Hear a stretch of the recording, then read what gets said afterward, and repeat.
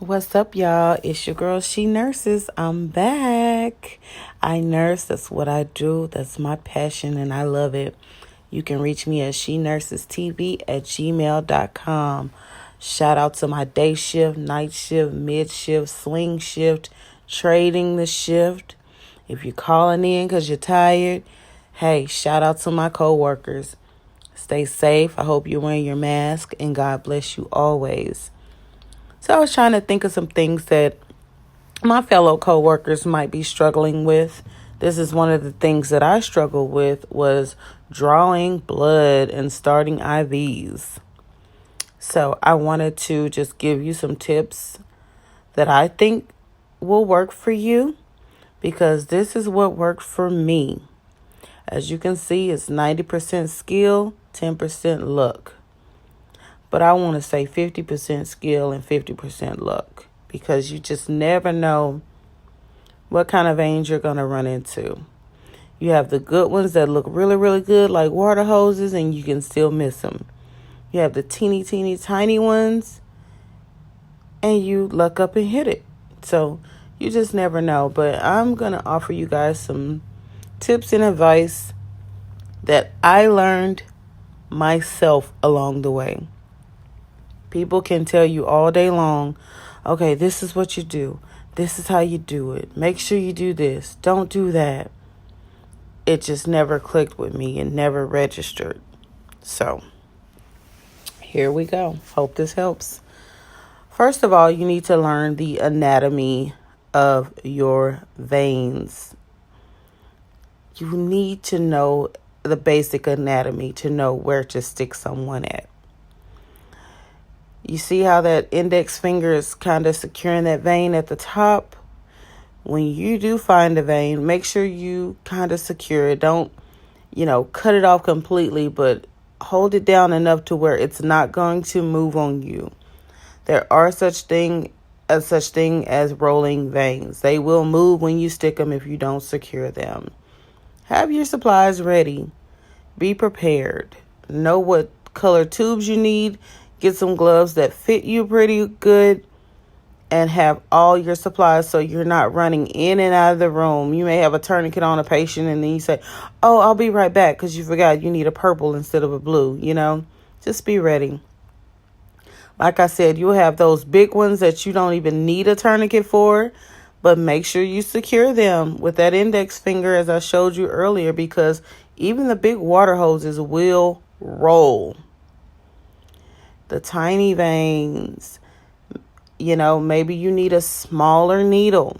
And I'm not going to get into the specifics on the sizes, but you may need a smaller needle to hit those small veins. You can't hit a small vein with a large needle. You're going to blow it. And this is what you'll see when you blow a vein, when you go through a vein. These are examples of bad sticks. This is what you get.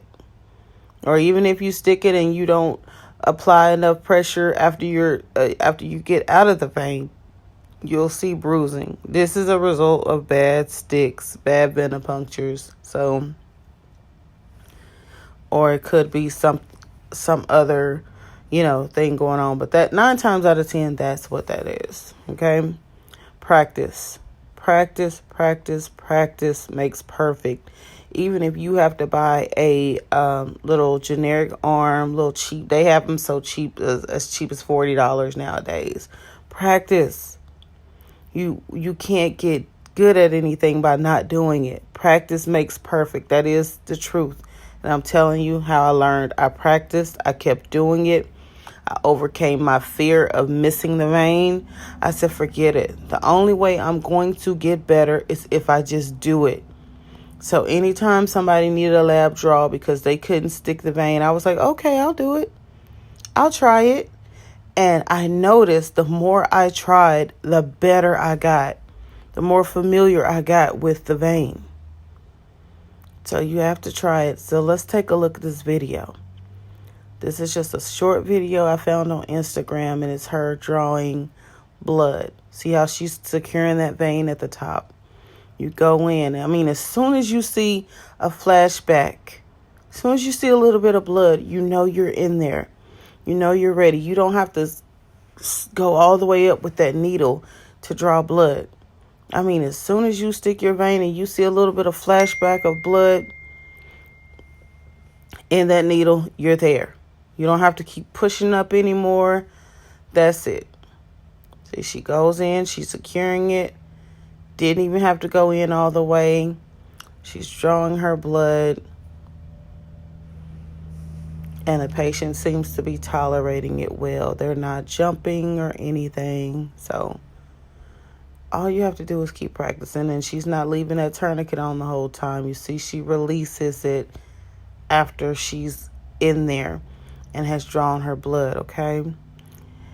If you need help, still, there are vein finders. You can buy them on Amazon. See how those veins are showing up on there? Those are veins that are still the color of the skin. You can buy you a vein finder if you need to. See if your hospital has a vein finder that will help you until you get better. There's nothing wrong with it. You'll be so good, you'll be sticking just about anything, okay? Practice makes perfect. You have to not be afraid. Get in there and do it. Keep trying. Don't just give up, okay?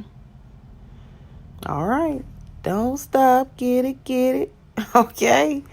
I'm serious. That's what helped me, is I kept trying. And now people come and say, hey, can you stick this person for me? And I say, sure, because I've practiced so long, I'm confident now. And that's what you want. Keep doing it until your confidence level is through the roof. Okay? And I hope this helps somebody. If you need me to go over any subjects for you and research anything, shenurses.tv@gmail.com. Bye.